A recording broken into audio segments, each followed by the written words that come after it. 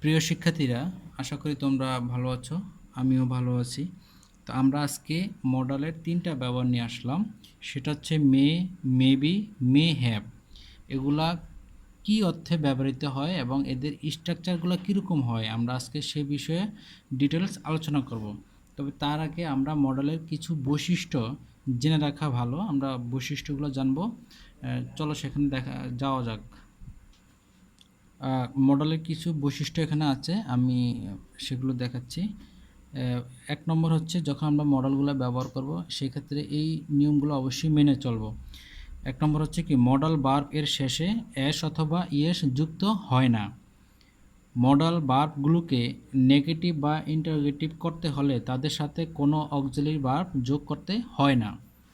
Modal ভার্বগুলো প্রত্যেকই আলাদা এবং কোনোটির first, present কিংবা ফিউচার ফর্ম হয় না। আমি আবার বলছি, মডাল ভার্বগুলো প্রত্যেকই আলাদা এবং কোনোটির পাস্ট, প্রেজেন্ট কিংবা ফিউচার ফর্ম হয় না। যেমন মে, মেয়ের ফার্স্ট ফর্ম মাইট না, ক্যানের ফার্স্ট ফর্ম কুড হয় না। এটাকে আমরা অনেকেই বলি যে ক্যানের ফার্স্ট ফর্ম কুড, আসলেই না। যেমন কুডের present form could present, past কিংবা ফিউচার টেন্সে ব্যবহৃত হতে পারে। মডাল ভার্ব এর সাথে আইএনজি যোগ হয় না এবং এদের প্রেজেন্ট পার্টিসিপল গঠন করা যায় না। এদের কন্টিনিউয়াস টেন্সে হয় না। মডাল ভার্ব এর কোনো ইনফিনিটিভ হয় না, অর্থাৎ টু গো, টু ওয়ার্ক এর মতো to can, to may, to must লেখা সম্ভব না। মডাল ভার্বগুলো অনেক সময় সেন্টেন্সে অক্সিলারি ভার্ব হিসেবে ব্যবহৃত হয়। তখন মডাল ভার্বের পরে মূল ভার্বটির বেস ফর্ম অর্থাৎ প্রেজেন্ট ফর্ম আকারে বসে। যখন মডাল ভার্বগুলা বাক্যের ভিতরে অক্সিলারি ভার্ব হিসেবে কাজ করবে, তখন মডাল ভার্বের পরে যে ভার্বটা আসবে সেটার প্রেজেন্ট ফর্ম হবে। তো চলো শুরু করা যাক। আজকে মে, মেবি, মে হ্যাভ এর 3টা মডেল নিয়ে আজকে আলোচনা করব। তো প্রথমে আমরা মে নিয়ে আলোচনা করব। মে অর্থ পারা, কোনো কাজ করার সম্ভাবনা অর্থে বোঝায়। পারা অথবা কোনো কাজ করার সম্ভাবনা অর্থে বোঝায়। এই দুইটা অর্থে মে ব্যবহৃত হয়। যেমন সে আমার বাসায় আসতে পারে, সে আমার বাসায় আসতে পারে।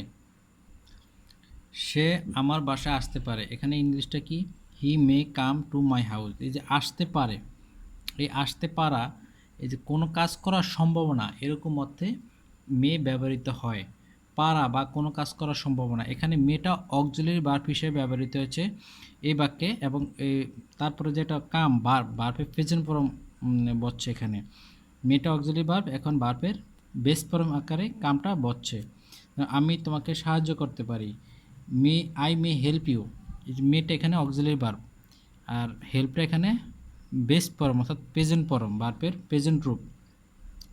যে আমি তোমাকে সাহায্য করতে পারি, এই যে করতে পারি, সম্ভাবনা, কোনো কাজ করার সম্ভাবনা অর্থে মেয়েটা বেশিরভাগ ব্যবহৃত হতে পারে। এগুলোকে যদি আমরা প্রশ্নবোধক অর্থাৎ ইন্টারোগেটিভ সেন্টেন্সে রূপান্তর করি, তখন কীরকম হয় দেখো। সে আমার বাসায় আসতে পারে। এবার এটাকে যদি আমি প্রশ্ন করি, সে কি আমার বাসায় আসতে পারে, সে কি আমার বাসায় আসতে পারে, তাহলে ইংলিশ স্ট্রাকচারটা হবে কীরকম। এই যে মেয়েটা যে এখানে অক্সিলারি ভার্ব হিসেবে বসেছে, এটাকে আমরা প্রথমেই নিয়ে আসব, এটাকে আমরা প্রথমে নিয়ে আসবো, তারপর সাবজেক্ট, তারপরে ভার্ব, তারপরে যা থাকে আর কি তা আমরা লিখে দিব। তাহলে কীরকম দাঁড়ায়, মে হি কাম টু মাই হাউস, সে কি আমার বাসায় আসতে পারে। প্রশ্নটা, আমি তোমাকে সাহায্য করতে পারি, এটাকে যদি আমি প্রশ্ন করি কীরকম দাঁড়ায়, আমি কি তোমাকে সাহায্য করতে পারি। তাহলে ইংলিশ লিখবো কীভাবে, মেয়েটা প্রথমে আসবে, অক্সিলারি ভার্ব এখানে মে, তারপরে সাবজেক্ট, তারপরে ভার্ব, তারপরে অবজেক্ট। তো কি হচ্ছে, মে আই হেল্প ইউ, আমি কি তোমাকে সাহায্য করতে পারি। এ হচ্ছে মেয়ের ব্যবহার আজকে, এই হচ্ছে মেয়ের ব্যবহার, টোটাল ডিটেলস, ঠিক আছে। এখন পর্ব মেবি এর ব্যবহার। মেবি এর অর্থ কি, হতে পারা, এই অর্থে ব্যবহৃত হয়। যে কোনো বাক্যে হতে পারা এই অর্থে ব্যবহৃত হয়। এখানে বিটা মূলত হচ্ছে একটা মেইন ভার্ব, একটা ফিনিট ভার্ব। আমরা যদি স্পেশালি মেবিকে আইডেন্টিফাই করতে যাই, এখানে বিটা হচ্ছে একটা মেইন ভার্ব। বি অর্থ হওয়া, এই যে হওয়া থেকে হতে, হতে এসেছে, বি অর্থ হওয়া, মে অর্থ কি পারা, অর্থাৎ মেবি দুটার অর্থ একসাথে হচ্ছে কি হতে পারা। এখন এই যে মেবি যখন একটা বাক্যে ব্যবহৃত হয় তখন এটার স্ট্রাকচারটা কীরকম হয়, সাবজেক্ট প্লাস মেবি প্লাস আমি এখানে লিখেছি ও ডাব্লু, অর্থাৎ আদার ওয়ার্ড, যে কোনো ওয়ার্ড বসতে পারে, সেটা হতে পারে নাউন অথবা কি অ্যাডজেক্টিভ, সেটা হতে পারে নাউন অথবা অ্যাডজেক্টিভ। যেরকম আমি যদি উদাহরণ দিয়ে বলি, তিনি একজন ডাক্তার হতে পারে, সে কিন্তু এখনো হয়নি, হতে পারে, এরকম সম্ভাবনা অর্থ বোঝাতে মেবিটা ব্যবহৃত হয়। হি মে বি এ ডক্টর, সে একজন ডাক্তার হতে পারে, এই যে ডাক্তারটা এখানে কি নাউন ফর্মে আছে, নাউন হিসাবে আছে।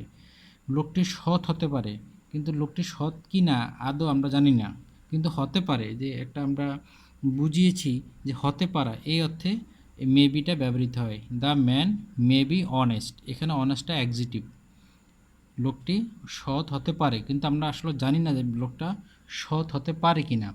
আমি আর একটু সংজ্ঞা দিয়ে ক্লিয়ার করছি মেবির সংখ্যাটা কীরকম।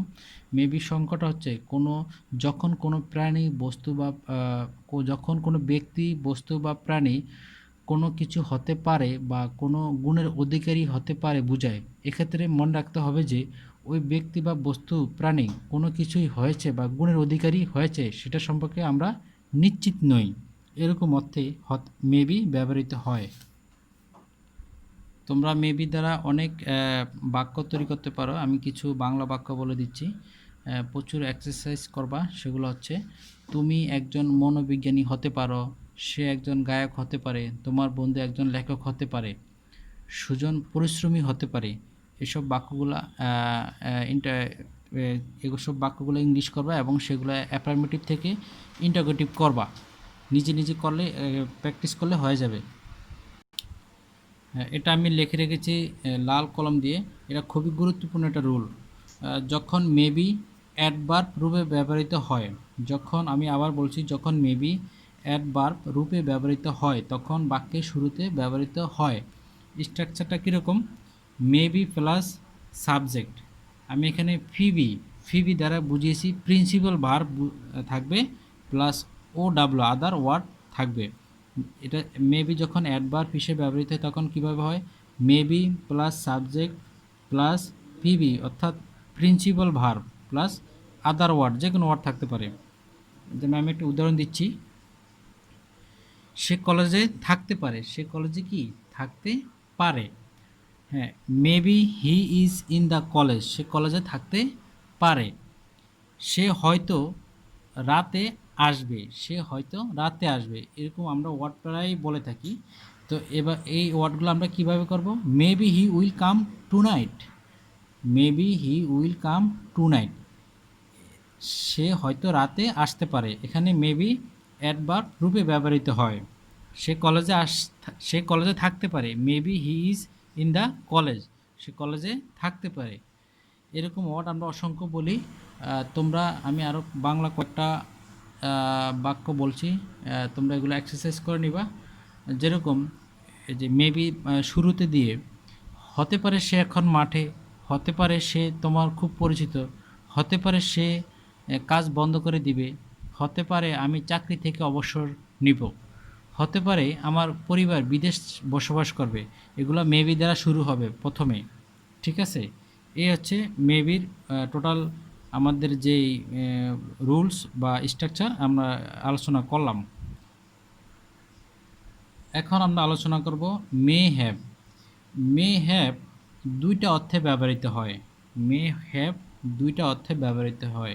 আমরা যদি স্পেশালি আইডেন্টিফাই করি, মে অত পারা, হ্যাভ অত আছে থাকা খাওয়া, হ্যাঁ আছে, বা হ্যাভ অত সন্তান জন্ম দেওয়া হয়, এই অর্থে। এখন মে হ্যাভ টোটাল অর্থ হচ্ছে কি থাকতে পারা, মে হ্যাভ টোটাল অর্থ হচ্ছে থাকতে পারে অথবা কোনো কাজ করে থাকতে পারে, এরকম অর্থে মে ব্যবহৃত হয়। আমরা প্রথম একটা করে পড়ি, এটা কিন্তু দুই রকম রুলস আকারে বসে। থাকতে পারে বা থাকতে পারে এই অর্থে মে ব্যবহৃত হয়। তখন তার স্ট্রাকচারটা কীরকম হয় ইংলিশে? যখন মেয়েটা মে হ্যাভ থাকতে পারে অর্থে বোঝায়, তখন তার ইংলিশ স্ট্রাকচার হয় subject plus may have plus O W, অর্থাৎ আদার ওয়ার্ড, সেটা হতে পারে নাউন। মে হ্যাভ যখন থাকতে পারে এই অর্থে ব্যবহৃত হয়, তখন ইংলিশ স্ট্রাকচারটা তার এরকম হয় সাবজেক্ট, আমি আবার বলছি সাবজেক্ট প্লাস মে হ্যাভ, যে কোনো ওয়ার্ড ব্যবহৃত হতে পারে। তার একটি গাড়ি থাকতে পারে, হি may have a car, he may have a কার, এখানে নাউন, এটা কি নাউন। তোমার একটি বাড়ি থাকতে পারে কিন্তু সেক্ষেত্রে মে হ্যাভটা ব্যবহৃত হয়, ইউ মে হ্যাভ এ কার, এ কার হচ্ছে কি নাউন। তোমরা এগুলো দিয়ে অসংখ্য বাক্য তৈরি করবে। আমি কিছু বাক্য বলে দিচ্ছি তোমাদেরকে, তোমরা এগুলো ইংলিশ এক্সারসাইজ করবে। তোমার ভাইয়ের একটি সুযোগ থাকতে পারে, তার একটি ছেলে থাকতে পারে, এরকম অসংখ্য বাক্য তৈরি করা যায় মে হ্যাভ দ্বারা। এগুলো বাসায় বসে বসে করবা, প্রচুর হ্যান্ডরাইটিং লাগবে, দেখবা কি ইনশাল্লাহ একসময় হয়ে যাবে। আবার মে হ্যাভ যখন কোনো কাজ করে থাকতে পারে এরূপ অর্থে ব্যবহৃত হয়। আমি আবার বলছি, মে হ্যাভ যখন কোনো কাজ করে থাকতে পারে এরূপ অর্থে ব্যবহৃত হয়, তখন তার ইংলিশ স্ট্রাকচারটা কীরকম হয়? দেখো এখানে কিন্তু মে হ্যাভ যখন থাকতে পারে, শুধু থাকতে পারে, তখন ইংলিশ স্ট্রাকচারটা কিন্তু একরকম ছিল। আর যখন কোনো কাজ করে থাকতে পারে এরকম অর্থে যখন মে হ্যাভ ব্যবহৃত হয়, তখন তার স্ট্রাকচারটা পাল্টে যাবে। যেমন subject plus may have plus বি3, অর্থাৎ ভার্বের ফার্স্ট পার্টিসিপল ফর্ম বসবে, তারপরে অন্যান্য ওয়ার্ড বসবে। আগেরটা কিন্তু ভার্বের ফার্স্ট পার্টিসিপল ছিল না। যেমন তোমার ছোট ভাই ছবিটি এঁকে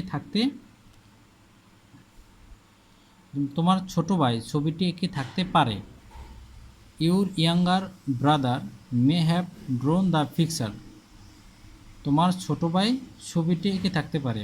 এই দেখো এখানে ভার্ব কিন্তু এই যে ড্রোন, এখানে মে হ্যাভের পরে ভার্বের ফার্স্ট পার্টিসিপল ফর্ম হচ্ছে, অর্থাৎ ভার্বের 3 নম্বর রূপ। মে হ্যাভের পরে ভার্বের কোন রূপ? ভার্বের ফার্স্ট পার্টিসিপল ফর্ম রূপ হয়েছে। তোমার ছোট ভাই ছবিটি এঁকে থাকতে পারে, এরকম থাকতে পারে অর্থ যদি বোঝায়, থাকতে পারে মে হ্যাভ যদি এরকম অর্থ বোঝায়, তখন ভার্বের 3 নম্বর রূপ বসবে, অর্থাৎ ফার্স্ট পার্টিসিপল। আমার মা এতক্ষণে বাড়ি পৌঁছতে পারে, আমার মা এতক্ষণে বাড়ি পৌঁছতে পারে, এরকম অর্থ যদি এই যে মে হ্যাভ ব্যবহৃত হয়, তাহলে কীরকম স্ট্রাকচারটা হবে? My mother may be reached home by this time, my mother may have reached home by this time, আমার মা এতক্ষণে বাড়ি পৌঁছতে পারে। এখানে যে মে হ্যাভ কোনো কাজ করে থাকতে পারে, যে আমার মা এতক্ষণে বাড়ি পৌঁছতে পারে, এরকম অর্থে মে হ্যাভ ব্যবহৃত হয়। যদি এরকম অর্থে মে হ্যাভ ব্যবহৃত হয়, তাহলে ভার্বের 3 নম্বর রূপ ব্যবহৃত হবে। ভার্বের কয় নম্বর রূপ? 3 নম্বর রূপ ব্যবহৃত হবে। তোমরা এইসব বাক্য দিয়ে অনেক হ্যান্ডরাইটিং তোমরা করতে পারবা, কোনো টেন্স লাগবে না, এখানে টেন্সের কোনো ব্যবহার নেই, ঠিক আছে? আমি আরও কয়েকটা এক্সাম্পল দিচ্ছি,